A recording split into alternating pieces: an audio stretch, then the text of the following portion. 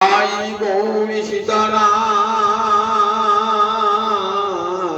প্রেমানন্দে একবার হরি হরি বলো। নিতাই গৌরী সীতানাথ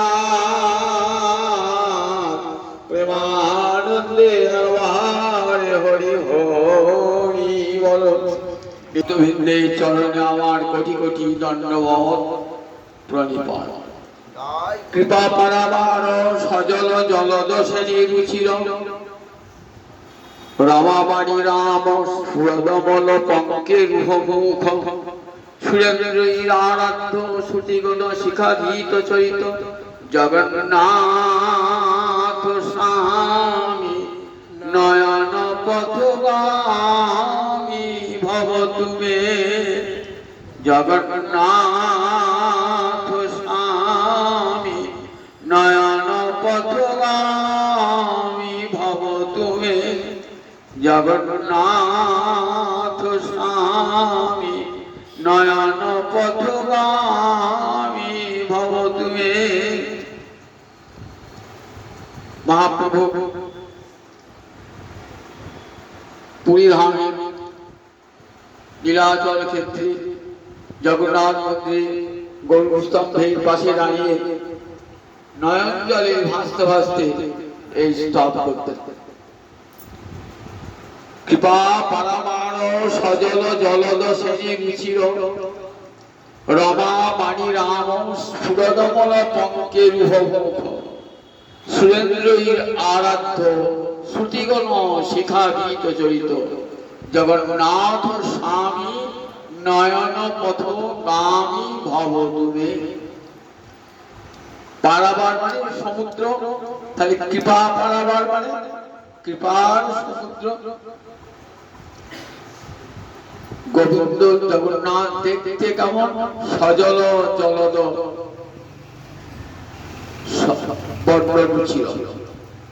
সজল জলদ, জলদ মানে মেঘ, সজল মানে জল ভরা মেঘ, তার যেমন কান্তি সেই রকম জগন্নাথের দেহের কান্তি।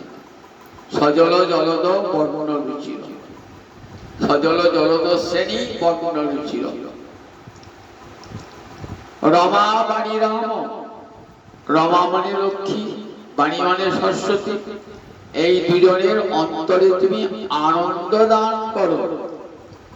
লক্ষ্মী এবং সরস্বতী গোবিন্দের শ্রী বিষ্ণুর পত্নীত, তাই এই দুজনের অন্তরে তুমি লক্ষ্মী এবং সরস্বতী, এই দুজনের অন্তরে তুমি আনন্দ দান করো। সুরেন্দ্রই আরাধ্য, সুরেন্দ্র মানে সুর মানে দেবতা, দেবতাদের মধ্যে শ্রেষ্ঠ কারা? ব্রহ্মা, মহাদেব, ইন্দ্র, এরা শ্রেষ্ঠ। এরা কি করছেন? নিত্য আরাধনা করছেন এই জগন্নাথ। সুরেন্দ্রই আরাধ্য। শ্রুতিগণ শিখাধীত চরিত, শ্রুতি মানে বেদ, তার শিখা হল মস্তক হল উপনিষদ, তাদের শ্রেণী অর্থাৎ সমস্ত উপনিষদ তোমার মহিমা বর্ণনা করছে। শ্রুতিগণ শিখাধীত চরিত জগন্নাথ স্বামী নয়ন পথগামী ভব তুমে। হে জগন্নাথ, তুমি আমার স্বামী, তুমি আমার প্রভু, তুমি আমার দৃষ্টি পথের গোচরী ভূত। এই বলতেন আর নয়ন জলে ভাসতেন মহাপ্রভু। যেকালে দেখে জগন্নাথ বলরামে সুভদ্রা সাথ, তবে জানি আইন কুরুক্ষেত্র সফল হইল জীবন। দেখিনু পদ্মলোচন জুড়াইল তনু মনোনেত্র। কুরুক্ষেত্রে রাধারানী কৃষ্ণ দর্শন করে যা বলেছিলেন, এইখানে যখন জগন্নাথকে দর্শন করতেন না, তখন মনে হতো মহাপ্রভু রাধা ভাবি ভাবি তৈরি হয়ে জগন্নাথকে সেই ঐশ্বর্য মূর্তিতেই দর্শন করছে। তাই বলছেন যেকালে দেখে জগন্নাথে বলরামে সুভদ্রা সাথ। যখন দেখেন বলরাম পূজা ছিল কি সুভদ্রা তো পূজা ছিল না, সুভদ্রার সাথে তবে জানি আইন কুরুক্ষেত্র, তখন ভাবছেন কুরুক্ষেত্রে এসেছে। তবু দেখা তো হলো, দেখুন পদ্মলোচন পদ্মলোচন গোবিন্দকে দেখলাম, সফল হইল জীবন, আমার জীবন সফল হইল, জুড়াইল তনু মন নেত্র, আমার দেহ মন চোখ তনু মন নেত্র জুড়াইল তৃপ্তি পেল। আমার দুটো চোখের তৃপ্তি হলো তোমার রূপ দর্শন করে, দেহের তৃপ্তি হলো নয়নের তৃপ্তি। কৃপা পারাবার, কৃপার সমুদ্র। দেখো শ্রীমদ্ ভাগবতে শুনেছেন তো, ইন্দ্রদুম্ন রাজা কুলাচল আশ্রমে গোবিন্দ আরাধনায় মগ্ন। এমন সময়ে দুর্বাসা ঋষি সেখানে হাজির। রাজা এমন কৃষ্ণ ধ্যানে মগ্ন যে দুর্বাসা এসেছে তার এতটুকু খেয়াল করে। তখন দুর্বাসা ক্রুদ্ধ হয়ে অভিশাপ দিয়ে গেলেন, তং হস্তি মূর্খ ভব, তুমি হস্তি মূর্খ হও। মহৎ অপরাধ ঘটে গেল। মহৎ অপরাধ বৈষ্ণব অপরাধ ঘটলে কি হয়? ঘটলে তার পতন হয়ে যায়। সে যত বড় সাধক হোক না কেন, যদি কোন প্রকারে বৈষ্ণব অপরাধ, যদি প্রকারে মহৎ অপরাধ ঘটে যায়, তাহলে কি হয়? তার বলে তাহলে তার পতন ঘটে যায়। ইন্দ্রদুম্ন রাজা এত বড় কৃষ্ণ ভক্ত, বৈষ্ণব অপরাধের ফলে তার পতন হয়ে গেল। কি হলেন? ঋষির অভিশাপে গজেন্দ্র হলেন হাতি হলেন। হাতি হয়ে ত্রিকুট পাহাড়ের উপরে, ত্রিকুট পাহাড়ের উপরে হস্তিগণের সঙ্গে খেলায় মত্ত। খেলা শেষ করে একটি সরোবরে নেমেছেন স্নান করতে হস্তিগণের সঙ্গে। সরোবরে ছিল একটা কুমির। কুমিরটি এমন করে চরণ চেপে ধরেছে, হাজার হাজার বছর তার সঙ্গে যুদ্ধ করো, কুমিরের মুখ থেকে ওই গজেন্দ্র তার চরণকে বার করতে সক্ষম হলেন না। সব হস্তিরা আত্মীয় স্বজনেরা নিজেদের বিপদ এই ভেবে গজেন্দ্রকে পরিত্যাগ করে চলে গেলেন। গজেন্দ্র দেখলেন এখন আমার পাশে আর কেউ নাই, আমার আত্মীয় স্বজন, আমার পত্নী, আমার স্ত্রী, আমার পুত্র কেউ নাই। তাহলে এখন অসহায়ের সহায়কে, দুর্বলের বলকে একমাত্র গোবিন্দ হলেন দুর্বল। তাই কাতর স্বরে গোবিন্দকে ডাকছে। ভক্ত যখন আটটি ভরে ডাকে তখন ভগবানকে আর থাকতে পারে? গীতায় ভগবান বলেছেন আমার 4 প্রকার ভক্ত আছে, আর্ত, জিজ্ঞাসু, অর্থার্থী আর জ্ঞানী। আর্ত, জিজ্ঞাসু, অর্থার্থী আর জ্ঞানী, এই 4 রকমের ভক্ত আছে। 8টি ভরে যদি কেউ গোবিন্দকে ডাকে তার 8টিতে ভগবান সাড়া দেন, আজও সাড়া দেবেন। দ্রৌপদীর 8টিতে সাড়া দিয়েছিলেন। দ্রৌপদীর যখন বস্ত্রহরণ হয় তখন সেই কৌরব সভাপতি যখন অপমানিতা হচ্ছেন, লাঞ্ছিতা হচ্ছেন, তখন গোবিন্দকে ডাকছেন। গোবিন্দ বস্ত্রের মধ্যে প্রবেশ করলেন, বিশাল হলেন গোবিন্দ। দেখো বস্ত্ররূপে অবতীর্ণ হলেন, দ্রৌপদীর 8টি হরণ করলেন। আজ তেমনি করে গজেন্দ্র ডাকছেন ভগবান। ভগবান কি আর থাকতে পারেন? গরুরের পিঠে চড়ে ভগবান ছুটতে ছুটতে আসছেন কতক্ষণে আমার ভক্তকে রক্ষা করবে। আর ভাবছেন আমার ডাকে নিশ্চয়ই কোনো ত্রুটি আছে, এখনো তো ভগবান এলেন না, আর শেষ বিশ্বাসটুকু করতে বাকি গজেন্দ্রের। ভাবছেন গোবিন্দ যদি আসে তাকে আমি কি উপহার দেবো। সরোবরে পদ্ম ফুল ফুটেছে, সেই পদ্ম ফুলটি হাতে নিয়ে আছে। যখন এলেন গোবিন্দ একবার, তখন শেষ পর্যায়ে আর একটু হলেই গজেন্দ্রের মৃত্যু ঘটে যাবে। তখন ভগবান এসে কি করলেন, ভগবানকে করে অর্পণ করলেন ওই পুষ্পটুকু। ভগবান জলে নেমে কুম্ভীরের মুখটি সুদর্শন চক্রের দ্বারা ছেদন করে গজেন্দ্রকে রক্ষা করলেন। গজেন্দ্র গোবিন্দের চরণ স্পর্শে গজেন্দ্রের আবার নিজ রূপ ফিরে বলে গেছেন দুর্বাসা ঋষি যে যখন হরি অবতার হবে, এক মন্বন্তর অবতারে ভগবান ওই হরিরামে অবতীর্ণ হয়েছে, তখন তার নাম ছিল হরি। মন্বন্তর তো অসংখ্য অবতার আছে, একটি অবতার হরি অবতার। হরি অবতারে এসে তোমার অঙ্গ স্পর্শ করবে, তোমার মুক্তি হয়ে যাবে। তখন থেকে আমার স্বরূপ ফিরে পাবে। গজেন্দ্র আবার ইন্দ্রদুম্ন রাজা হয়ে গেলেন। তখন ইন্দ্রদুম্নকে বলেছেন, শোনো ইন্দ্রদুম্ন, দুঃখ করো না, তোমার দ্বারাই কলিকালে আমার নিত্য স্বরূপ প্রকাশিত হবে। আমি মার্কণ্ড ঋষিকে কথা দিয়েছি, সমুদ্রের তীরে নীলগিরি পর্বতে অক্ষয় বট যেখানে আছে সেখানে আমার আবির্ভাব হবে কলিকালে পরব্রহ্ম পুরুষোত্তম মূর্তিতে।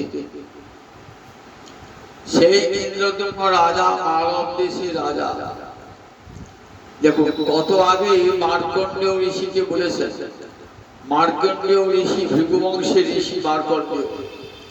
মার্কণ্ডেয় ঋষি তপস্যা করছেন, ইচ্ছা হলো ভগবানের মায়া দর্শন করব। কেমন ইচ্ছা দেখো, সঙ্গে সঙ্গে ভগবানের কেমন মায়া। ব্রহ্মার নিদ্রা এসে গেল, একটা দিন অন্তে প্রলয় ঘটে গেল, জল আর জল, সমস্ত বিশ্ব প্লাবিত হয়ে গেল, সমস্ত বিশ্ব প্লাবিত, সব শেষ হয়ে গেল। কিন্তু মার্কণ্ডেয় ঋষি বেঁচে আছে। জলের উপরে কখনো ডুবছেন, কখনো ভাসছেন, কখনো ডুবছেন, কখনো ভাসছেন। এমনি করতে করতে শত সহস্র বৎসর পেরিয়ে গেল। কোথায় এলেন? এই নীলাচলে, সমুদ্রের তীরে এসে দেখলেন একটা বট গাছ, অক্ষয় বট। সেখানে জলের কোন স্পর্শই নাই। জলে সাঁতার কাটতে কাটতে ক্লান্ত কাতর হয়ে গেছে। তখন ভগবানকে, তখন দেখছে ভগবানকে ডাকছেন আটটি ভরে। তখন ভগবান দেখা দিলেন লক্ষ্মী নারায়ণ রূপে। দেখা দিয়ে অদৃশ্য হয়ে গেলেন। বললেন, তোর এই বট গাছে ওঠো, পথে দেখবে আমার শিশু মূর্তি, তাহলে সব জানতে পারবে। বট গাছে বললেন, দেখলেন বট গাছের পাতায় এক বিঘত পরিমাণ, এক অঙ্গুলি পরিমাণ একটি ক্ষুদ্র শিশু বট পাতায় শুয়ে তার চরণের অঙ্গুষ্ঠ লেহন করছে। মুখখানি হাঁ করেছে, ভিতরে প্রবেশ করে গেলেন, দেখলে এইটুকুনি শিশু, আর তার উদরখানি কত বড়, বিরাট উদর, বিরাট উদর। সেখানে কি দেখছেন? অনন্ত কোটি ব্রহ্মাণ্ডকে দর্শন করছেন। নদী, সাগর, পর্বত, বিশ্বের যত প্রাণী সব দর্শন করছেন ওই ক্ষুদ্র শিশুর উদরে। কিছুক্ষণ পরেই আবার সেখান থেকে বেরিয়ে এলেন। তারপরই বলছেন দৈববাণী, মার্কণ্ডেয়, এটি আমার নিত্য ধাম, নীলাচল ধাম। এইখানে আমি দারু ব্রহ্মরূপে আবির্ভূত হব কলিকালে। তখন মার্কণ্ডেয় ঋষি বলছেন যে, প্রভু, আমিও তোমার সেবা করব, আমি এই স্থান ত্যাগ করতে চাই না। তখন বললেন তুমি এইখানে তাহলে আমার দ্বিতীয় বিগ্রহ শিবের আরাধনা করো। শিবের আরাধনা করলেন, সেখানে সেখানে একটি সরোবর তৈরি হলো, মার্কণ্ডেয় সরোবর।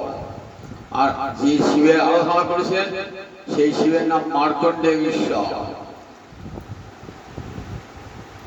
দেখবেন পুরী ধামে যে ঈশ্বর আছেন, যমেশ্বর, কপতেশ্বর, তেমনি মার্কণ্ডেশ্বর আছে। মার্কণ্ডেয় সেখানে সাধনা করেছিলেন। সেইখানে নীলমাধব পূজিত হচ্ছে, নীলাচল গিরিতে নীলমাধব ভগবানের এক মূর্তি পূজিত হচ্ছে। নীলমাধব কেন? ইন্দ্র নীলমণি দিয়ে তৈরি নীলমাধব, শঙ্খচক্র গদা পদ্মধারী নীলমাধব এক নির্জন পর্বতে, যেখানে চতুর্দিক বন দিয়ে ঘেরা, কেউ যেতে পারে না, সেইখানে নীলমাধব পূজিত হচ্ছে। ইন্দ্রদুম্ন রাজার অন্তরে ইচ্ছা হলো যে কোথায় ভগবানকে দর্শন করে আমি মুক্তি লাভ করব। সকলকে জিজ্ঞাসা করেছেন যে ভগবান দর্শন করেছেন, সাক্ষাৎ ভগবান দর্শন লাভ। তখন এক তীর্থযাত্রী বলে গেলেন, নীলাচলে সমুদ্রের তীরে নীলমাধব দর্শন করলে সাক্ষাৎ ভগবান শ্রীহরিকে দর্শন হবে, মুক্তি লাভ হবে। তখন ইন্দ্রদুম্ন রাজা কোথায় নীলমাধব আছে জানবার জন্য তাকে পাঠালেন তার পুরোহিত বিদ্যাপতি। বিদ্যাপতি এসে নীলাচলে এসে ঘুরতে ঘুরতে ঘুরতে ঘুরতে এক নির্জন বনাঞ্চল, যেখানে কেউ নাই, দেখলেন সেখানে একটা কীর্তনের ধ্বনি উঠছে। তখন গিয়ে দেখলেন সেখানে একটা ছোট কুড়ে ঘরে একটা শবর শ্রেণীর মানুষ সে কীর্তন করছে। বিদ্যাপতিকে পরম আদরে সমাদর করলেন। বিদ্যাপতি ওই সব বিশ্বাবসু শবরে এক কন্যা ছিল, তার নাম ললিতা। কিছুদিন থাকতে থাকতে ললিতার সঙ্গে প্রণয় বসে আবদ্ধ হলেন বিদ্যাপতি। তখন বিশ্বাস নিজের ললিতাকে বলছেন, শোনো প্রিয়তমী, তোমার পিতা প্রতিদিন রাত্রিকালে কোথায় যান, আবার সকালবেলা ফিরে আসেন কোথাও? বললেন সে কি বলা যাবে না। বললেন তুমি আমার প্রিয়তমা পত্নী হয়ে আমাকে বলবে না, তাহলে কি বিশ্বাস করে তুমি আমাকে? তখন বিশ্বাস বলেন, দেখো বাবা, তোমার জামাতা জানতে চায় কোথায় যাও, আবার সকাল থেকে কোথায় ফিরে আসো। তোমার অঙ্গে সুগন্ধ চন্দনের মতো অরুণ মতো গন্ধ বার হয়, যে প্রসাদ খায় না অমৃত, স্বর্গের অমৃত ভোজন করছে। তখন বলে, দেখো বাবা, দেখো মা, সে তো বলা যাবে। তখন দেখো তুমি যখন বলছো, তাহলে এক কাজ করো, আমি নিয়ে যাবো আমার জামা থেকে চক্ষু বন্ধন করে। চোখটি বন্ধন করে নিয়ে গেলেন। ললিতা কি করেছিলেন? বছরে সরিষার বীজ ছড়িয়ে দিয়েছিলেন, সরিষার ছেড়ে দিয়েছিলেন। বলে যাবে যখন সরিষার বীজ সরিষার বীজ ছড়াতে ছড়াতে গেলেন, দেখলেন নীলমাধব। আর সেখানে একটা কুণ্ড রয়েছে, রোহিণী কুণ্ড। রোহিণী কুণ্ডের এমন মহিমা, দেখলেন একটা কাক রোহিণী কুণ্ডে স্নান করে নীলমাধবকে দর্শন করার সঙ্গে সঙ্গে বৈকুণ্ঠে চলে গেল। তখন বিদ্যাপতি কি করলেন? বিদ্যাপতি রোহিণী কুণ্ডে স্নান করে নীলমাধবকে দর্শন করে প্রাণ বিসর্জন দিতে উদ্যোগ হয়েছে। তখন দৈবানী হল, না রাজা, তুমি প্রাণ পরিত্যাগ করবে না, তুমি খবর দাও রাজাকে, ইন্দ্রদুম্ন রাজাকে, আমি এখানে নীলমাধব করেছি, তার দ্বারাই আমি জগতে প্রকাশিত। এরপর বিদ্যাপতি চলে এলেন, নীলমাধব দর্শন করে পূর্ণ মনোরথ হলেন। কিছুদিন থাকার পর এলেন মালব দেশে ইন্দ্রদুম্ন রাজার কাছে। ইন্দ্রদুম্ন বলেন, সন্ধান পেয়েছি রাজা, চলুন। রাজা যাচ্ছেন পাত্র মিত্র অমাত্য সঙ্গে রয়ে, সৈনিকাদি সঙ্গে নিয়ে দেবর্ষি নারদ সঙ্গে করে নিয়ে যাচ্ছেন। প্রতিমধ্যে শুনলেন বিশাল এক ঝটিকায়, বললেন সমস্ত নীলাচল, সমস্ত নীলমাধব সব অন্তর্হিত হয়েছেন, দেখা যাবে না। রাজা কান্নায় ভেঙে পড়লেন। যে নীলমাধব দর্শনে আশা আসছি, সে নীলমাধব দর্শন হল মূর্ছিত সময়। তখন ভক্তবাণী হচ্ছে, রাজা দুঃখ করো না, আমার ইচ্ছাতেই এটা ঘটেছে। আমি এবার তোমার দ্বারাই প্রকাশিত হব। আমি মার্কণ্ড ঋষিকে কথা দিয়েছি, এইখানে আমি আবির্ভূত হব। চারি মূর্তিতে জগন্নাথ, বলদেব, সুভদ্রা এবং সুদর্শন, এক পরব্রহ্ম চার অংশে বিভক্ত হয়ে আবির্ভূত হবে। কি করে আবির্ভূত হবে? রাজা ঘুরছেন, বলেন দেখো সমুদ্র তীরে বসে ধ্যান করবে, যথাসময়ে শঙ্খ চক্র গদা পদ্ম যুক্ত একটি কাঠ হয়েছে আসবে, আর সেই কাঠ থেকে আমার মূর্তি নির্মাণ করবে। দেখো সে মূর্তি কেউ নির্মাণ করতে পারবে না, আমি ছদ্মবেশে শিল্পী হয়ে যাব। বিরাট কাঠকে নিয়ে এলেন বয়ে। তার আগে নৃসিংহদেবের রাজা যজ্ঞ করেছেন, সেই যজ্ঞ ক্ষেত্রে নিয়ে এলেন। এখানে এসে ভাবছেন কে নির্মাণ করবে, কেউ সমর্থ হলেন না। শেষে স্বয়ং ভগবান শ্রী হরি জগন্নাথ এলেন শিল্পী মূর্তিতে, বললেন আমি 1 মাসের মধ্যে সেই মূর্তি নির্মাণ করব, ঘরের দরজা বন্ধ করি। আর সেই ঘরের দরজা আমি মূর্তি বানাবো, তখন যে ঠুকঠাক হবে, শব্দ হবে, যদি কেউ শোনে সে চিরকালের জন্য বধির কালা হয়ে যাবে। কিন্তু আমাকে কেউ ওই সময় কেউ ডাকবেন না, তাহলে মূর্তি কিন্তু অর্ধ হয়ে যাবে। রাজা বললেন কথা। 15 দিন অতিক্রান্ত হয়ে গেল। তখন রানী ভাবছেন যে শিল্পী এবং তার সহচরেরা 15 দিন কিছুই খায় নাই, অতিথি উপবাস হয়ে মরে যাবে। লোক পাঠাবে, দেখছে ঘরের দরজা বন্ধ। তখন পায়ে আঘাত করে সে দরজা ভাঙে, ভেঙে দেখছেন শিল্পী নাই, ওই 3টি মূর্তি অর্ধনির্মিত হয়ে রয়েছে, বলদেব, জগন্নাথ, সুভদ্রা। দেখছেন মূর্তির চরণ তৈরি হয় নাই, হস্ত আধখানা হয়েছে, কান নাই, বড় বড় মূর্তি খড়বাকৃতি মূর্তি। আবার রাজা শোকে ভেঙে পড়লেন। তখন বললেন রাজা, দৈবাদেশ লোকনাথ বলছে, রাজা আমি এই মূর্তিতেই তো আবির্ভূত হব করি কালে। দেখো আমি তো মার্কণ্ড ঋষিকে কথা দিয়েছি, আবার দেখো হরি অবতারে তোমাকেও বলেছিলাম তোমার দ্বারাই সেই মূর্তি প্রকটিত হবে, সুতরাং তুমি এই মূর্তিতেই আমাকে নিয়ে চলো।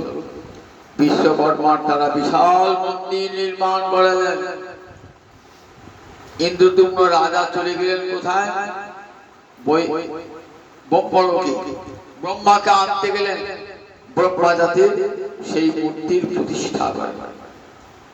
ব্রহ্মা এখান থেকে স্বর্গদান আছে, স্বর্গদান ওই দিয়ে ব্রহ্মা একা এলেন না, সব দেবতাগণকে সঙ্গে নিয়ে এসে বললেন এই মূর্তি সর্বেই প্রকাশিত, কোনো প্রতিষ্ঠার কোনো প্রয়োজন নাই।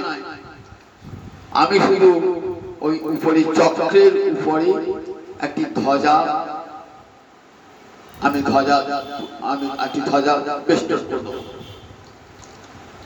ব্রহ্মা উঠে যেখানে সুদর্শন চক্র ঘুরছে, নীল চক্র ঘুরছে, সেইখান থেকে একটি পতাকা বেঁধে দিলেন। ওই চক্র দর্শন করলেই কিন্তু জগন্নাথকে দর্শন হয়ে যায়। যারা জগন্নাথ দর্শন অধিকার পান না, তারা যদি দূর থেকে এই চক্র দর্শন করেন, তাহলে জগন্নাথ দর্শন হয়ে যায়।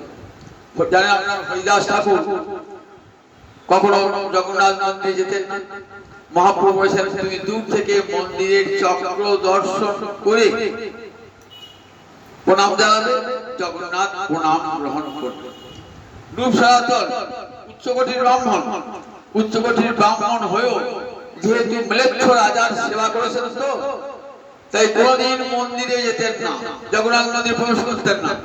বলতেন আমরা ম্লেচ্ছ রাজার সেবা করেছি, সুতরাং মৃত্যু হয়ে গিয়ে সুতরাং জগন্নাথ মন্দিরে যাওয়ার অধিকার আমার নাই। দূর থেকে ওই সুদর্শন চক্র দেখতেন আর দিকে প্রণাম জানাতেন।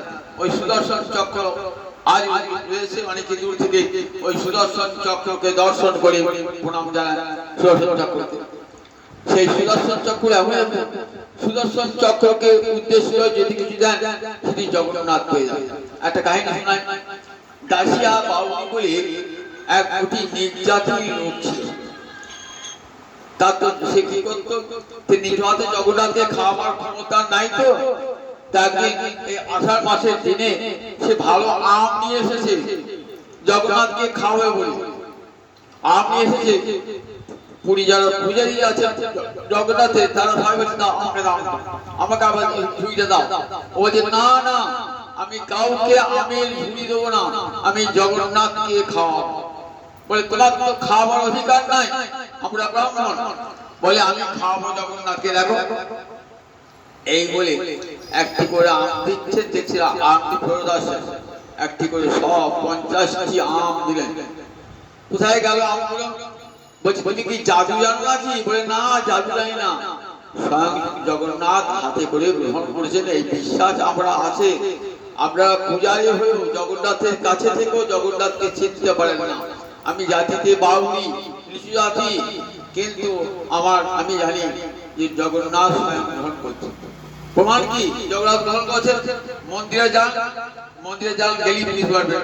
মন্দিরে ঢুকে দেখছেন সব কলার খোসাগুলো, আটিগুলো সব জগন্নাথের কাছে।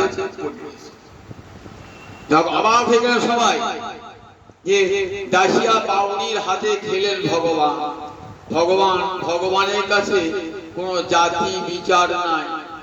পত্রং পুষ্পং ফলং তৈলং জমে ভক্তা পুরচ্ছতি তদহং ভক্তু বিহিতং অস্নামি পূজতাত্মনঃ। পত্র পুষ্প ফল জল যে আমাকে ভক্তির দ্বারা আমাকে দেয়, প্রদান করে, সেই শুদ্ধ চিত্ত ভক্তের দেওয়া উপহার আমি গ্রহণ করি। ব্রাহ্মণ হতে হবে এমন কোনো কথা নাই, যে দেবে বলে জো ব্রাহ্মণ বলে লিখে দেবে পত্রং পুষ্পং ফলং তৈলং জমে ভক্তা। নারী পুরুষ থেকে আরম্ভ করে ব্রাহ্মণ ক্ষত্রিয় বৈশ্য শূদ্র চণ্ডাল যেই দেখ আমি ভক্তের দেওয়া সেই উপহার আমি ভোজন করি। অস্নামি, শুধু গ্রহণ করি না, আমি খাই, পরমানন্দে ভোজন করি। দাসিয়া বাউনির দেওয়া ফল গ্রহণ করি। সেই চক্র দূর থেকে দর্শন করলে জগন্নাথকে দর্শন করা হয়। চক্রের উদ্দেশ্যে কিছু দান করলে সেটা জগন্নাথ গ্রহণ করেন। সেই চক্র আর ওই চক্রের উপরই 2.5 কিলোগ্রাম ঘিয়ের প্রদীপ প্রতিদিন জ্বালিয়ে দিয়ে আসতে হয়। আর প্রতিদিন একটি পতাকা বেঁধে দিয়ে আসতে হয়। যদি পতাকা বাঁধা না হয় সেদিন আর জগন্নাথের ভোগ হবে না, জগন্নাথের ভোগ হবে না। আর এই যে প্রদীপটি 2.5 কিলোগ্রাম ঘিয়ের প্রদীপ, ওই প্রদীপটি নিভবে না, অনির্বাণ প্রদীপ হয়ে জ্বলছে, যত ঝড় হোক ঝঞ্ঝ জ্বলছে। জগন্নাথ মন্দির শীর্ষে ওই চক্রে দেওয়া আছে। কেমন কৃপার সাগর, কৃপা পারাবার সজল জলদ সেনে ছিল। সেই কৃপা পাবার জন্য আবির্ভূত হয়েছেন কোথায়? ওই দক্ষিণ সমুদ্রের তীরে নীলাচলে আবির্ভূত হয়েছেন। কত তার করুণা দেখুন। কোথায় সুদূর পাঞ্জাব আর কোথায় শ্রীক্ষেত্র। পাঞ্জাবের পাচিয়ালা বলে একটা জায়গা আছে, সেখানে অমরাগড় বলে একটা গ্রাম আছে। সেখানে এক দরিদ্র ব্রাহ্মণ, তার 2টি পা জন্ম থেকেই জোড়া লাগা, 2টি পাই জন্ম থেকে জোড়া লাগা, কিন্তু ইচ্ছা আছে জগন্নাথ দর্শন করব। সবাই হাসাহাসি করছে, তুই এখান থেকে এইটুকু যেতে পারছিস না, আর কোথায় জগন্নাথ তুই যেতে পারবি? তাহলে তার কৃপা হলে ঠিক পারব। দেখো তোমরা যদি আমাকে কিছু পয়সা দাও তাহলে ভালো হয়, আর্থিক সাহায্য করো। সবাই নিষেধ করছে তুই পারবি না, 2টো পা জন্ম থেকে জোড়া, তাহলে চলতেই তো পারে না। কোনো হাতে ভর দিয়ে সে যায়, হাতে ভর দেওয়া তুই যা যাবে কোথায় পাঞ্জাব আর কোথায় শ্রীক্ষেত্র বুঝুন দেখি একবার, মাঝে কত নদী নালা আছে, বন জঙ্গল আছে, যাবে কি করি? বললেন আমি যাব। জগন্নাথ কৃপার সমুদ্র, কৃপার সমুদ্র। জগন্নাথ তার কৃপা পাড়াবার, গ্রামের লোকেরা কিছু পয়সা তুলে দিল, সে যাচ্ছে ওই খোঁড়া পা নিয়ে যাচ্ছে, হাত তুলে ধরে অবলম্বন করে যাচ্ছে। বহু দেশ পার হয়ে গেল, বহু নদী নালাও সে পার হলো কোনো প্রকারে। একটা গভীর জঙ্গলের মধ্যে পৌঁছেছে। তখনকার জঙ্গল তো, সেই জঙ্গল দিয়ে যাওয়া বড় কষ্টকর, কাঁটার ঝোপ, তারপরে হিংস্র জন্তু আছে, সাপ আছে, বাঘ আছে, সিংহ আছে, যাবে কি করে? যাচ্ছে, যেতে যেতে ভাবছেন আর কোথায় জগন্নাথ তোমার কাছে আমি পৌঁছাতে পারলাম না, অন্তরে আমার চির আকুলতা থেকে গেল, এ জীবন আমার জগন্নাথ দর্শন হলো না। তুহু জগন্নাথ জগতে কহায়সি, জগ বাহিরে নহ মই ছাড়। ওহে জগন্নাথ, তুমি জগন্নাথ, আমি তো জগৎ ছাড়া নই হে প্রভু, আমি তোমার কৃপার কাঙাল প্রভু, আমি জগৎ ছাড়া নই গো প্রভু। মাধব বহু মিনতি করিত, আমি তিল তুলসী দিয়া এ দেহ সমর্পেন দয়াজন নাছ রহমিয়, আমার দয়া যেন ছেড়ো না। ওহে দীনবন্ধু জগদে বন্ধু, আমায় দয়া যেন ছেড়ো না প্রভু। গণইতে দোষ গুণলেশ নাহি পারবি, জব তুহু করবি বিচার। আমার সবটাই দোষ, যখন তুই বিচার করবি, আমার বলে তো কিছু নাই, সবটাই আমার দোষ। গণইতে দোষ গুণলেশ নাহি পারবি, জব তুহু কর বিচার। যখন বিচার করে দেখবে আমার মৃত্যুর পর কত আমার গুণ, কত দোষ, দেখবে সবটাই দোষ। দোষ বই গুণে খুঁজে পাবে না, দোষ বই গুণ খুঁজে পাবে না যখনই। গণইতে দোষ গুণলেশ নাহি পারবি, গণইতে দোষ গুণলেশ নাহি পারবি, জব তুহু করবি বিচার। করম বিপাকে গতাগতি পুনঃ পুনঃ, বলছে আমার যেগুলো জন্ম হোক না কেন কর্ম ফেলে, মতি রহু তুয়া পর সঙ্গে, কি এ মানুষ পশু পাখি কুলে জন্মে, অথবা কীট পতঙ্গে। আমি পরজনে মানুষ হই, পাখি হই, আমার কোনো দুঃখ নাই, কীট পতঙ্গ হই, প্রভু তোমার চরণে যেন আমার মতি যেন থাকে হে। জনমে জনমে আমার মতি যেন থাকে হে। তাই তুয়া পদ পল্লব করি অবলম্বন, তরইতে ইহ ভব সিন্ধু। এই ভব সিন্ধু পার হবো কেমন করে? তোমার চরণকে ভেলা করে এই ভব সিন্ধু পার। বলছে নয়ন জলে ভাসছে সেই ব্রাহ্মণ, এমন ভয়ঙ্কর দুর্গম জঙ্গল, সেই জঙ্গল পার হবো কেমন করে? চতুর্দিকে কাঁটার ঝোপ, হিংস্র জন্তু। মনে ভাবছেন আর আমার জগন্নাথ দর্শন হলো না, আর আমার জগন্নাথ দর্শন হলো, বলে কাঁদছেন নয়ন জলে। দেখেছেন তো, ভগবান শুনতে পান, ঘরে বসেই কাঁদুন, আর বনে বসেই কাঁদুন, হিমালয়ে বসে কাঁদুন, আর জমালয়ে বসেই কাঁদুন। গোবিন্দ আমার অন্তর্যামী তো জানতে পারেন, আর কত কষ্ট করে এসেছে, কত নদী নালা পার হয়ে এলো, কত পথ অতিক্রম করে এলো, ভালো করে চলতে পারে না, শুধু আমাকে দেখবার জন্য এত আগ্রহ, এত আকুলতা। দেখুন ভগবান কেমন, জ্ঞানীকে যেতে হয় ভগবানের কাছে, যোগীকে যেতে হয়, ভগবান ভক্তকে যেতে হয় না। ভগবান নিজে সে ভক্তকে দেখালেন। দেখছেন এক সন্ন্যাসী সাজি, কি অপরূপ সন্ন্যাসী, এমন সন্ন্যাসী কোনদিন দেখেন না।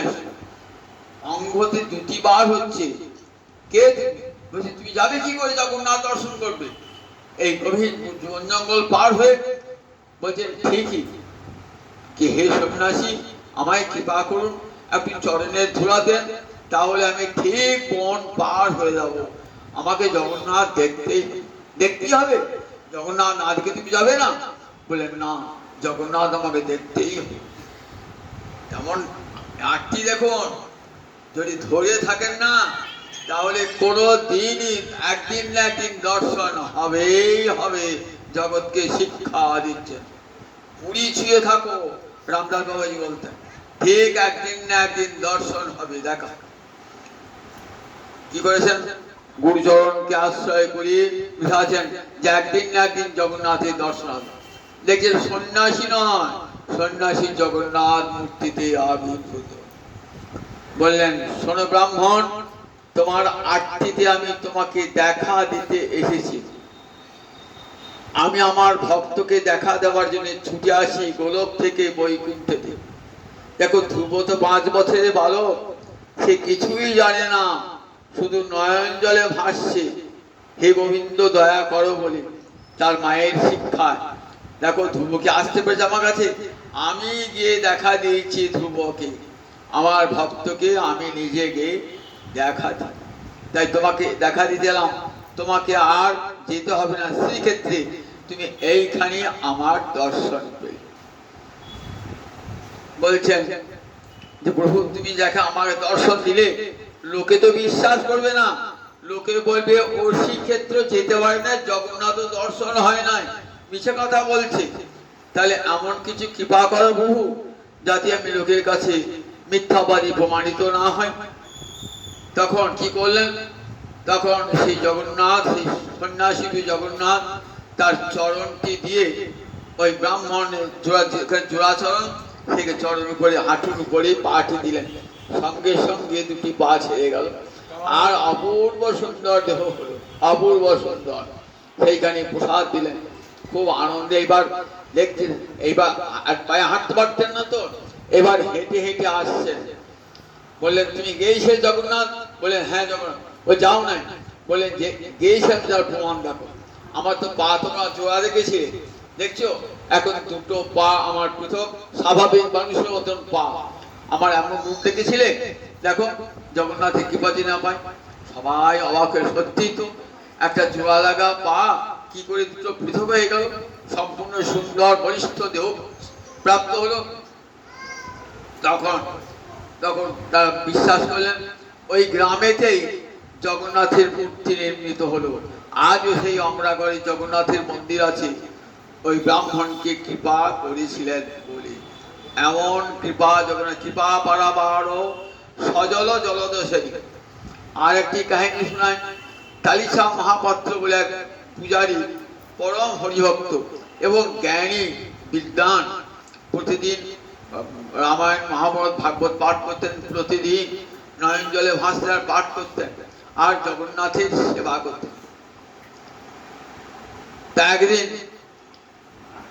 রাজা এসেছেন, জানেন রাজা এলি তো মালা চাইবে, রাজাকে কি জগন্নাথ দর্শন করাতে হবে, আর রাজাকে ওই জগন্নাথের গলার মালা দিতে হবে। সেদিন ঘর খুলে দেখছেন জগন্নাথের গলায় কোনো মালা নাই। তাহলে জগন্নাথের গলায় কোনো মালা নাই, এখন তো রাজা চাইবে, রাজাকে যদি মালা দিতে না পারি তাহলে রাজা কি করবেন, আমার কত দণ্ডদান করবেন। কি করলেন, নিজের গলার একটা মালা ছিল, সেই মালাটাই জগন্নাথের গলায় পরিয়ে, রাজা দেখতে পান না এমন অবস্থায় দিলেন রাজাকে। রাজা মালাটা নিয়ে গিয়ে দেখছেন মালাতে চুল লেগে রয়েছে। ক্রুদ্ধ হয়ে গেলেন, জগন্নাথের তো মাথায় চুল থাকে না, তাহলে চুলটা কোথা থেকে এলো? তারপরে নিশ্চয়ই ওই মহাপাত্র আমাকে ঠকিয়েছে, নিজের গলার মালাটা আমার গলায় পরিয়ে দিয়েছে, জগন্নাথের মালা জগন্নাথ চুল। রাজা ক্রুদ্ধ হয়ে মহাপাত্র ডেকে পাঠিয়েছিলেন, তালিশা মহাপাত্র, আচ্ছা দেখো, তুমি রাজার সঙ্গে বঞ্চনা করলে, জগন্নাথের মালা বলে আমার গলায় পরিয়ে দিলে। আচ্ছা, জগন্নাথের মাথায় চুল আছে নাকি? কি করে জগন্নাথের মাথায় চুল এলো? তুমি আমাকে মালাটা দিলে, তাতে চুল লেগেছিল। ভয়ে ভয়ে বলছেন, রাজা জগন্নাথের মাথায় চুল হয়েছে, আমি মালা দিতে গিয়ে জগন্নাথের মাথায়। মিথ্যা কথা বলছো, জগন্নাথের মাথায় চুল হয়েছে, মিথ্যা কথা বলছো। বেশ, কাল তুমি সকালে আমি যখন জগন্নাথ দর্শনে যাব, জগন্নাথের মাথার চুল দেখাতে হবে। তালিশা মহাপাত্র ভাবছেন, আমি তো চুল দেখাতে পারবো না, তাহলে রাজা আমাকে দণ্ডদান করবে এবং কারাগারে পুড়ে রেখে দেবে। পাশে একটু বিষ রেখে দিয়েছে যে কারাগারে দণ্ড ভোগ করা অপেক্ষা মৃত্যুবরণ করাই। মনে মনে ভাবছেন, যদি জগন্নাথের মাথার চুল দেখাতে না পারি রাজাকে, তাহলে তোমার কারাগারে যেতে হবে। আর সারা রাত্রি কাঁদছেন, জগন্নাথ আমাকে এই চরম বিপদ থেকে রক্ষা করো প্রভু, যদি তুমি রক্ষা না করো তাহলে এই পাশে বিষ রেখেছি আমি খেয়ে আত্মবিসর্জন করব। ওই রাজার কারাগারে ওই দণ্ড আমি গ্রহণ করতে পারবো না। সারা রাত্রি ঘুম হয় না, শুধু নয়ন জলে ভাসছেন তালিশা মহাপাত্র। কাল সকালে উঠেই রাজা আসবেন, যদি চুল দেখাতে না পারি। সকালে রাজা এসেছেন, সকালে রাজা আসার পূর্বেই দেখছেন, মন্দির ঘুরে দেখছেন যে মাথায় তালিশা মহাপাত্র রাজা জগন্নাথ মাথায় চুল গজিয়েছে। তখন বলছেন, রাজা দেখুন দেখুন, আপনি হাতে চুল তুমি লাগিয়ে দিয়েছো, চুল নিশ্চয় আটা দিয়ে চুল লাগিয়ে দিয়েছো। বেশ, আটা দিয়ে আমি যে চুল লাগিয়ে থাকি টানলেই তো বেরিয়ে আসবে, টেনে দেখুন। টেনে যখন দেখছেন তখন জগন্নাথের মাথা থেকে রক্ত বেরিয়ে আসে। তখন ছি ছি ছি, এ আমি করলাম কি, এ আমি করলাম কি? জগন্নাথের মাথার চুল ছিলাম, রক্ত বেরিয়ে এলো। যদি স্বাভাবিক চুল হয় তাহলে রক্ত বেরিয়ে আসবে, আর আটা দিয়ে আটা রক্ত বেরিয়ে আসবে না। জগন্নাথের মাথায় রক্ত বেরোলো। তখন দেখছে সত্যি জগন্নাথের মাথায় চুল। তখন তালিশা মহাপাত্রকে দণ্ডবধে প্রণাম জানালেন যে, মহাপাত্র দেখো, আমি বড় অপরাধী, আমি তোমাকে অপমান করেছি, আর সেই অপমানের ফলে জগন্নাথের কাছে আমার অপরাধ হয়ে গেল, তুমি আমাকে ক্ষমা করো। তখন রাজা ক্ষমা করে চলে গেলেন। তারপরের দিনকে দেখতে আর চুল নাই মাথায়, আর কিছু চুল নাই। দেখুন, ভক্তবাক্য রক্ষা করবার জন্য, দেখুন ভক্তকে রক্ষা করবার জন্য ভগবান কৃপা বাড়াবার মন্ত্রে দেখুন, কৃপার সমুদ্র যদি নয়ন জলে বুক ভাসিয়ে কেউ ভগবানকে ডাকতে পারে, আজও সেই ফল পাবে। তাই সে মহাপাত্র ভাবছেন, হে গোবিন্দ, হে জগন্নাথ, তোমার এতখানি করুণা, তোমার মাথায় তো কোনোদিনই চুল হয় না, শুধু আমাকে রক্ষা করবার জন্য মাথায় চুল লাগায়। দেখুন কতখানি কৃপা। আবার এমন কৃপা দেখুন, যাতে সকলে কেউ তার প্রসাদ থেকে বঞ্চিত না হয়। জগতে ব্রাহ্মণ থেকে চণ্ডাল শুধু নয়, কৃমিকীট পর্যন্ত, কুকুর, বিড়াল, ছাগল, এরাও যেন জগন্নাথের প্রসাদ থেকে বঞ্চিত না হয়, এমন জগন্নাথের মহাপ্রসাদ। আর সেই মহাপ্রসাদ কুকুরের সঙ্গে বসে যদি আপনি খান না, তবু মহাপ্রসাদ থেকে যায়। অপরজনের পাতে বসেও যদি খান, তাহলে মহাপ্রসাদই থাকে, এমন মহাপ্রসাদ। কি করে হলো মহাপ্রসাদ? লোচন দাস চৈতন্য মঙ্গলে এই মহাপ্রসাদের মহিমা বর্ণনা করছেন। দেবর্ষি নারদ প্রতিদিন বৈকুণ্ঠে যান, বৈকুণ্ঠে গান। একদিন গোবিন্দকে বলছেন যে, গোবিন্দ, আমি তো প্রতিদিন বৈকুণ্ঠে আসি, একটু তোমার প্রসাদ অন্ন তো পাই না। তা বললেন প্রসাদ অন্নটা লক্ষ্মীর অধিকারী, ওটা লক্ষ্মী আমার ভোজনের পর লক্ষ্মী নিয়ে চলে যায়, লক্ষ্মী না দিলে পরে ওই প্রসাদ অন্ন কেউ পাবে না।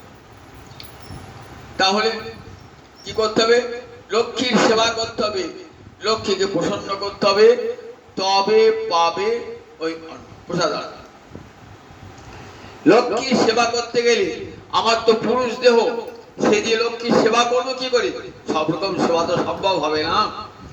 বলেন ঠিক আছে, আমি তোমাকে কৃপা করে নারী দেহ দান করছি।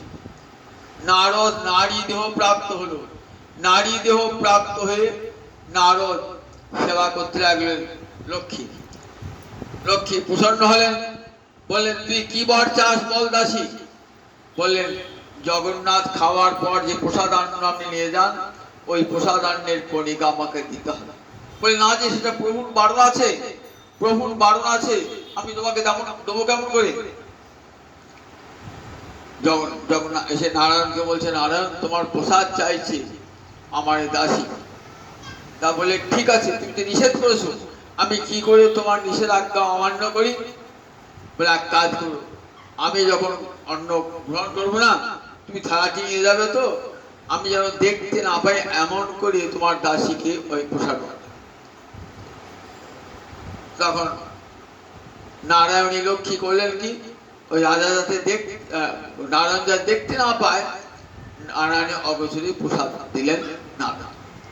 নারদ এবার পুরুষ দেহ প্রাপ্ত হয়েছেন, বিরাজন্ত্রে হরিগুণগান করতে করতে আসেন, বিরাজন্ত্রে হরিগুণগান করতে খুব আনন্দ, প্রসাদ পেয়েছেন, এতদিন বাদে বৈকুণ্ঠে প্রসাদ পেয়েছেন, আনন্দে নৃত্য করতে করতে আসেন। এসে কোথায় বলেন? কৈলাসে। কৈলাসে মহাদেবের কাছে, পরম কৃষ্ণ ভক্ত মহাদেব পঞ্চমুখে রাম নাম জপেন ত্রিপুরারি। একটা মুখে রাম নাম করে তৃপ্তি হয় না, পঞ্চমুখে রাম নাম করছেন মহাদেব। মহাদেব দেখছেন নারদ রোজ আসে, কিন্তু আজ যেন কেমন আনন্দে বিভোর, খুব আনন্দ আজ যেন। বলে আজ এত আনন্দ কিসে? বললেন শোনো, আজ এক মহামূল্যবান বস্তু আমি পেয়েছি। কি পেয়েছি? না, নারায়ণের ভুক্ত শেষ প্রসাদ পেয়েছি। নারায়ণের ভুক্ত শেষ প্রসাদ পেলে অথচ আমাকে একটু দিলে না করা? তা বলেন দেখো প্রসাদ পেয়ে আনন্দে না শাস্ত্রে বলেছে না, প্রাপ্তি মাত্রের বক্তব্য। প্রসাদ পেলে পারে কি করতে হয়? তার দেশ কাল পাত্র বিচার না করে স্নান করুন না নাই করুন না, গোবিন্দের প্রসাদ এনে পাই না, প্রাপ্তি মাত্রের ভক্ত বমনাত্র কাল বিচার, পাওয়ার সঙ্গে সঙ্গেই খেয়ে দিতে। যেমন চান করি নাই, আনি করি নাই, খাবো কি করে? প্রসাদের ক্ষেত্রে জিনিস চলে না, প্রাপ্তি মাত্র খেয়ে নিয়েছি, আমাকে দিলে না, আমাকে বন্ধু বলে দিলে না, তখন এই দেখো আছে আছে আমার মুখে কোনা লেগে আছে, এই না বলে আঙুলটি শিবের মুখে বুঝেছে। মহাদেব সেইটি খেয়েছে, খেয়ে পরমানন্দে নৃত্য করছে না একবারে। সবাই ভাবছে মহাদেবের এত নাচ, এগুলি প্রলয়ে এসে গেল। শিব কখন তাণ্ডব নৃত্য কখন করে? তখন প্রলয় কাল হয়, রুদ্রদেব তো তখন প্রলয় নাচন নাচেন, নটরাজ মূর্তি নৃত্য করেন। সবাই ভাবছে বোধহয় বিশ্বের প্রলয় হবে, বিশ্বের প্রলয় হবে। তখন দেবী দুর্গা কবি নাচছে কেন? আজকে নারদের সঙ্গে নৃত্য করছে কেন? দেবী এসে দেখছেন, বাপ রে বাপ, আমার স্বামী আজকে আমার উন্মত্ত নৃত্য করছে। বলছেন কিসের এত আনন্দ? তা বলছে জানো দেবী, আজ আমি নারায়ণের প্রসাদ পাচ্ছি। নারায়ণের প্রসাদ পেলে আমি তোমার অর্ধাঙ্গিনী, অর্ধেক তো আমার প্রাপ্তব্য। বললেন প্রসাদে আনন্দে না সামান্য মুখের পড়ায় আমি খেয়ে দিয়েছি। সঙ্গে সঙ্গে দেবীর মান হয়ে গেল যে প্রসাদ পেলে অথচ আমাকে দিলে না, দেবীর মান হয়ে গেল। দেবী তখন ক্রুদ্ধ হয়ে গেছেন। তখন সব দেবতা, দেবী আপনি যদি ক্রুদ্ধ হন তাহলে বিশ্বে একটা প্রাণীও তো বাঁচবে না। আপনার চক্ষু থেকে যখন সে অগ্নি বার হবে, কেউ বাঁচবে নাকি? দেবী আপনি শান্ত হন। স্বয়ং নারায়ণ নিশ্চিত পৃথিবী ধ্বংস হয়ে যাবে, দেবীর নয়নের অগ্নিতে ধ্বংস হয়ে যাবে। বলেন দেবী তোমার কি বক্তব্য বলো। বলেন আমি মহাপ্রসাদ পেয়েছি। বলে যত যত মহাপ্রসাদ চাও তাই তোমায় দেবো, তুমি ক্রোধ সংবরণ করো। দেবী ক্রোধ সংবরণ করলেন, বলেন দেখো আমি নীলাচলে চারি মূর্তিতে আবির্ভূত হব, বলভদ্র, জগন্নাথ, সুভদ্রা এবং সুদর্শন মূর্তিতে। তুমিও আবির্ভূত হবে, আমার মন্দিরের পিছনেই থাকবে তোমার মন্দির, নাম হবে তোমার বিমলা। আমার ভোগের পর তোমার সেখানে ভোগ যাবে। বলে আমি শুধু একা প্রসাদ খেয়ে আমি আনন্দ পাবো না, তাই কে চাই? বলে জগতের সবাই, ব্রাহ্মণ চণ্ডাল থেকে আরম্ভ করে কেউ, তোমার প্রসাদে কোনো জাতি বিচার থাকবে না। এমনকি নর্দমায় যারা কৃমিকীট তারা পাবে, শিগাল কুকুর বনের পশু পাখি সবাই তোমার প্রসাদ পাবে। তুমি সবাইকে প্রসাদ দেওয়ার করো, তবে আমার এই ক্রোধ সংবরণ করবে। বলে ঠিক আছে, ওই নীলাচলে আমি কলিযুগে আবির্ভূত হব, সমুদ্রের তীরে, সেখানে প্রতিদিন আমি 56 ভোগ হবে এবং 52 বার আমি ভোজন করব। ওই ভোজন, আমার ভোজনের পর সেই প্রসাদ চলে যাবে তোমার কাছে, তুমি খেলে সেটি হবে মহাপ্রসাদ। মহাদেব দেন নাই বলে মহাদেব দূরে আছেন, কোথায় আছেন? ভুবনেশ্বরে, কোটিলিঙ্গ হয়ে আছেন ভুবনেশ্বরে। এখানকার দেবী খাবেন, তারপর যাবে ভুবনেশ্বরে সেই প্রসাদ। দেখুন বিমলা দেবী রয়েছেন আজও, যদি জগন্নাথ মন্দিরে যান দেখবেন পিছনে বিমলা দেবী মান ভরে মানিনী হয়ে রয়েছেন। এই প্রসাদ হওয়ার পর চলে যায় কোথায়? ওই বিমলা দেবীর কাছে। বিমলা দেবী যেই গ্রহণ করলেন, সঙ্গে সঙ্গে সেটি মহাপ্রসাদ হয়ে গেল। এবং সেই মহাপ্রসাদে জাতি ধর্ম নির্বিশেষে সবার অধিকার।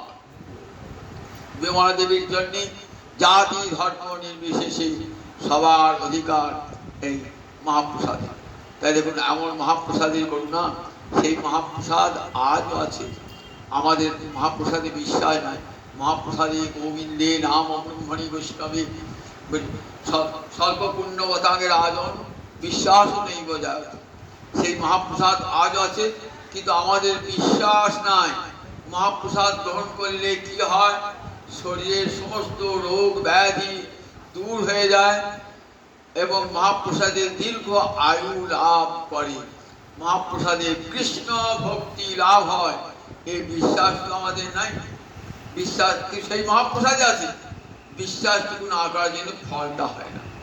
একদিন একটা যোগে গঙ্গা স্নান হচ্ছে,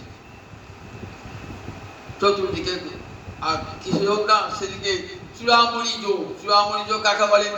রবিবারে যদি সূর্যগ্রহণ হয় না, তাহলে চূড়ামণি যোগ। সোমবারে যদি চন্দ্রগ্রহণ হয়, তাহলে চূড়ামণি যোগ। এমন যোগ সবাই তো পায় না। রবিবারে সবসময় সূর্যগ্রহণ হয় না, সোমবারে সবসময় চন্দ্রগ্রহণ হয় না, চূড়ামণি যোগ করেছে সবাই। সব তীর্থে, এখানে আমার গঙ্গা আছে, কোথাও যমুনা আছে, কোথাও গোদাবরী আছে, কোথাও নর্মদা আছে, কোথাও সরস্বতী আছে, কোথাও ত্রিবেণী আছে, সেখানে সবাই স্নান করছে এক এক। কৈলাস থেকে দেখছেন দেবী দুর্গা। দেবী দুর্গা বলছে হ্যাঁ গো, এত স্নানের ধূম কেন? তবে চূড়ামণি যোগ। দেখো রবিবারে সূর্যগ্রহণে চূড়ামণি যোগ হয়েছে, এই যোগে স্নান করলে কি হয়? বলে সব কৈলাসে চলে আসবি দেবী। ওই বাবা, এত লক্ষ লক্ষ কোটি কোটি লোক স্নান করছে, তাহলে সবাই যদি কৈলাসে চলে আসে, কৈলাসে কি করে জায়গা হবে? কৈলাসে কি করে জায়গা হবে? বলেন শোনো দেবী, দেখবে আজ কটা লোক, এত লোক স্নান করছে, কটা লোক কৈলাসে আসবে দেখবে। চলো তোমাকে দেখাই। এই যে কোটি কোটি লক্ষ লক্ষ লোক গঙ্গা স্নান করছে না, যমুনায় স্নান করছে, পুণ্যতীর্থে কটা লোক কৈলাসে আসবে তোমাকে দেখা। বলে দেখো দেখি, তোমাকে কিন্তু ছদ্মবেশ ধারণ করতে হবে। আমি এক কুষ্ঠ ব্যাধিগ্রস্ত ব্রাহ্মণ রূপে আবির্ভূত হবে, তুমি আমার পত্নী রূপে থাকবে। ওই দেখো যেখানে গঙ্গা স্নান করছে না লক্ষ লক্ষ লোক, ওইখানে তীরে একটা বট গাছ আছে, ওই বট গাছের তলায় আমিও থাকবো, তুমিও থাকবে। স্নান করে যারা যাবে না, তাদের কি বলবে? যে আমার স্বামী এক ব্রাহ্মণের অভিশাপে কুষ্ঠ ব্যাধিগ্রস্ত হয়েছে, ব্রাহ্মণের চরণে পড়ায় ব্রাহ্মণ বলেছিলেন, কি বলেছিলেন ব্রাহ্মণ? বলছে যদি কেউ গঙ্গা স্নাত ব্যক্তি তোমার স্বামীকে আলিঙ্গন করে তাহলে তোমার স্বামীর কুষ্ঠ ব্যাধি সেরে যাবে। যে আলিঙ্গন করবে তার কিন্তু কুষ্ঠ ব্যাধি হবে না। তাই ভয় করেন না, আমার স্বামীকে আলিঙ্গন করুন। কেউ যাচ্ছে না, একে ভাবছেন কুষ্ঠ ব্যাধি হয়েছে, আবার ভাবছে আমি গঙ্গা স্নান করেছি পবিত্র হয়ে যেত, আমি তো এমনি স্নান করতে স্নান করেছি, গঙ্গাকে তো আর জলব্রহ্ম বলে ভাবি নাই। কেউ আর সাহস করে যাচ্ছেন না, সব একে কেটে আর দেবী কাতর স্বরে সবাইকে বলছেন কেউ যাচ্ছে। শেষকাল একটা মাথা লম্পট যাচ্ছি, সঙ্গে তার একটা কেমন না, সঙ্গে একটা রক্ষিতা যাচ্ছে সঙ্গে। স্নান করেছে, স্নান করে যাচ্ছে, এখন মাতাল হোক অন্তরটি সরল এবং তার মনে আজকে আর কোনো পাপ নাই। সে স্নান করে ভাবছে আমি আজ পবিত্র হয়ে গেলাম, আমার সব পাপ চলে গেল। মা গঙ্গা তো পরিশোধন আসেনি, একবার যে গঙ্গায় স্নান করে সব পাপ মা গঙ্গা হরণ করে, এই বিশ্বাস তার অন্তরে দিল। সে মাতাল হোক লম্পট হোক, কিন্তু এই বিশ্বাস তার অন্তরে দিল, তাই আমি আজ পবিত্র হয়ে গেছি। যখন বলছেন সেই দেবী কাতর স্বরে আমার স্বামীকে বা আলিঙ্গন করো না, তখন ছুটে গিয়ে হ্যাঁ আমি যাই গঙ্গা স্নান পবিত্র হয়ে গেছি। এই যেই আলিঙ্গনটি করেছেন না, তখন সঙ্গে সঙ্গে মহাদেব আর দেবী দুর্গা আপন রূপ ছদ্মবেশ পরিত্যাগ করে আপন রূপ ধারণ করেছেন। বলেন দেখো দেবী, আজ এত লক্ষ লক্ষ কোটি কোটি লোক স্নান করলো, তো কোটি কোটি লোক স্নান করলো, দেখো কে আসবে? এই একটাই মাত্র লোক যাবে আজকে কৈলাসে, একটা মাত্র। তাই মহাপ্রসাদে গোবিন্দে নাম ও ব্রহ্মণী বৈষ্ণবে, নামে তো যে নাম, যে নাম বলছেন যদি কেউ অবহেলা করো কৃষ্ণ নাম করে, নিজের ছেলের নাম রেখে যদি, মেয়ের নাম রেখে যদি ভগবানের নাম করে তাহলে তার মুক্তি হয়ে যায়। এই বিশ্বাস তো আমাদের ছিল না। দেখুন দেখে ভাগবত লিখেছেন, অজামিল নিজের ছেলের নাম নারায়ণ লিখে বৈকুণ্ঠে গমন করেছে। তাহলে মহাপ্রসাদে গোবিন্দে নাম ব্রহ্মণী বৈষ্ণবে স্বল্প পুণ্যবতাকে রাজন বিশ্বাস নেই বোঝায়। মহাপ্রসাদে গোবিন্দে নাম ব্রহ্মে বৈষ্ণবে সবার বিশ্বাস থাকে না, সবার বিশ্বাস থাকে। বিশ্বাস থাকলে আজ আপনি দেখবেন মহাপ্রসাদ গ্রহণ করলে পারে জানবেন শরীরের সব রোগ ব্যাধি দূর হয়ে যায়, দীর্ঘ জীবন লাভ হয়। এবং মহাপ্রসাদ খাই কেন আমরা? কেন খাই? যাতে অন্তরে কৃষ্ণ ভক্তি লাভ হয়। দেখবেন বৈষ্ণব মাতৃ প্রসাদ ভোজি, যারা কৃষ্ণ ভক্তারা অন্য কোনো প্রসাদ গ্রহণ করেন না, গোবিন্দ অন্য কোনো অন্ন গ্রহণ করেন না, গোবিন্দের প্রসাদ ছাড়া গ্রহণ করেন না, প্রসাদ ভোজি দ্বারা জানে প্রসাদে মহাপ্রসাদের এত মহাপ্রসাদে।